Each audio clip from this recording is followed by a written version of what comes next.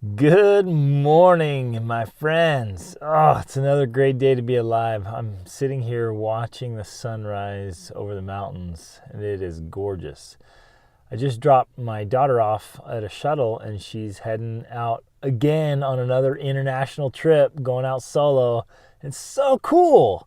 So cool that, I think this is her, fourth or fifth trip now. She's 16. She's heading out internationally to go visit some friends, go have some adventures, and I love it. Love it. Love that.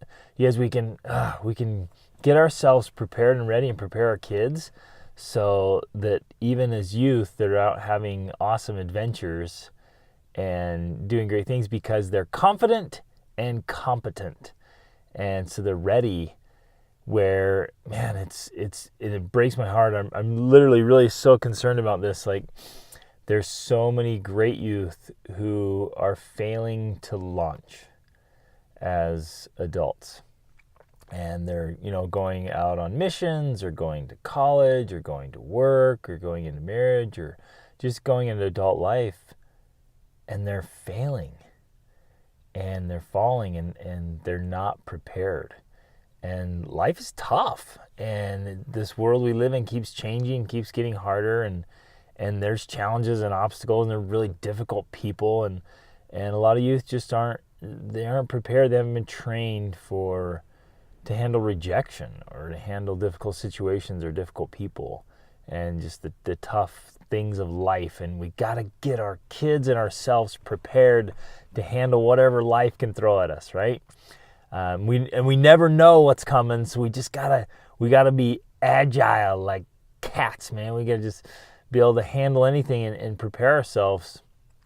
Oh man, it's such a big deal. It's such a big problem right now, and we've gotta make sure we're preparing ourselves and preparing our kids, because like Archilochus said, he said, we don't rise to the level of our expectations, we fall to the level of our training.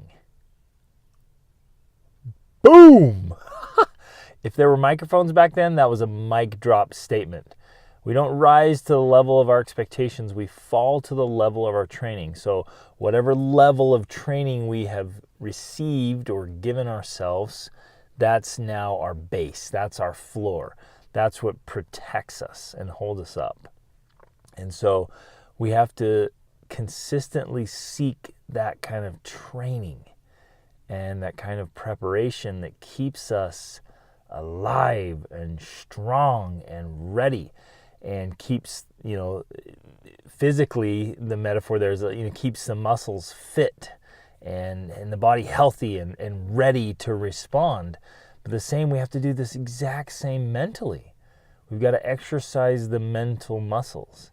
And emotionally, we've got to exercise the emotional muscles, and spiritually and socially, right? All of those things, I know that it's kind of strange, but every one of them is like a muscle, and you have to exercise it. And so you meet a lot of people, I do all the time, that maybe they're mentally just very weak, and haven't exercised those mental muscles, or emotionally have not done anything emotionally, and so they experience emotional atrophy, and so they're very small and underdeveloped, or spiritually or socially. Any of those areas, you can be an adult but be like a mental baby or an emotional baby or a social baby, where you're just not prepared at all. You haven't developed those muscles or skills or abilities. I like to say the skillities, the skills and abilities, right?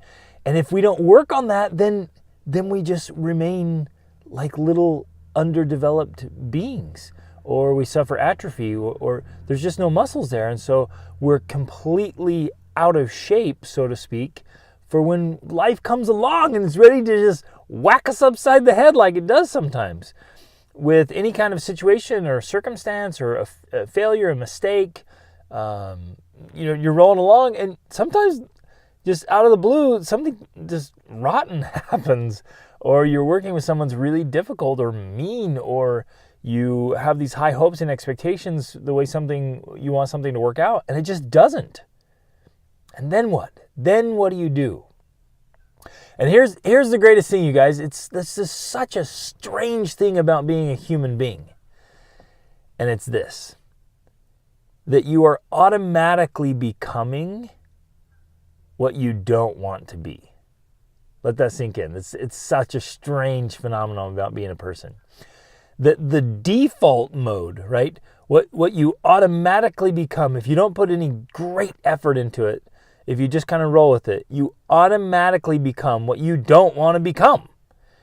And because if you don't work on it, if you don't plan for it, and you're not strategic about setting up good habits, then you automatically set up bad habits.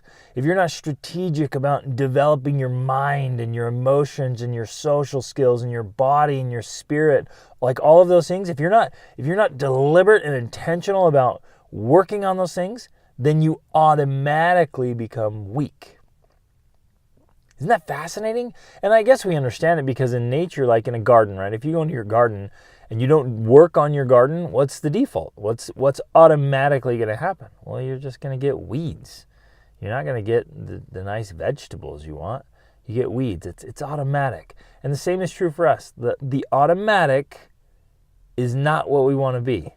Like I'm trying to say this as many different ways as I can so it just sinks in. Like, if you get up every day and just kind of go through your days and you're not real strategic about planning and working and, struggling and straining. And years and years ago, I made videos and I was speaking like that every day's a fight.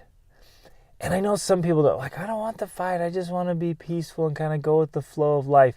But the way I understand it, and the way, just one way to say it or view it, there's different ways to say this principle, but like in my mind, every day I'm fighting off obesity, right?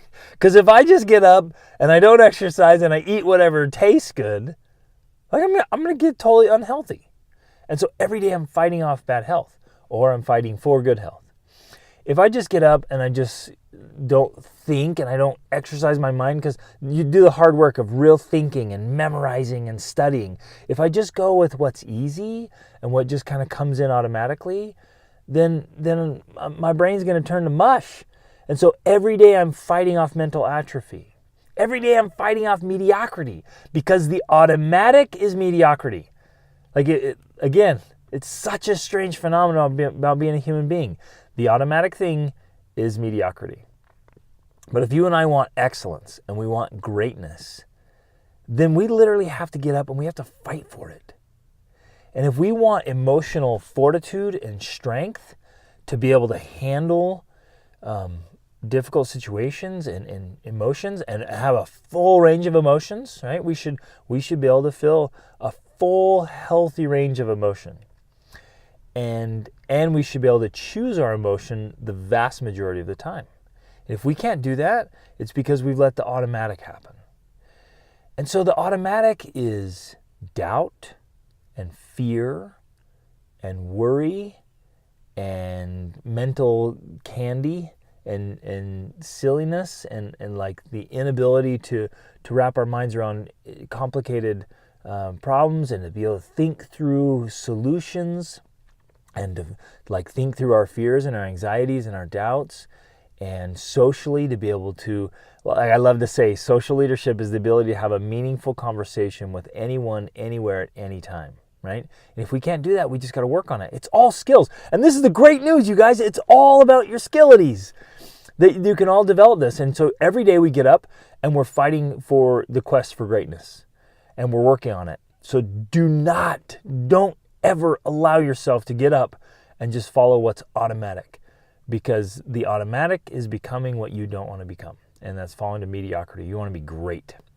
And so get up every day and fight off the slack and the mediocrity and the blah in every area of your life, and go for it and get on this quest for excellence. Make it happen, because awesome is always an option. Reach upward.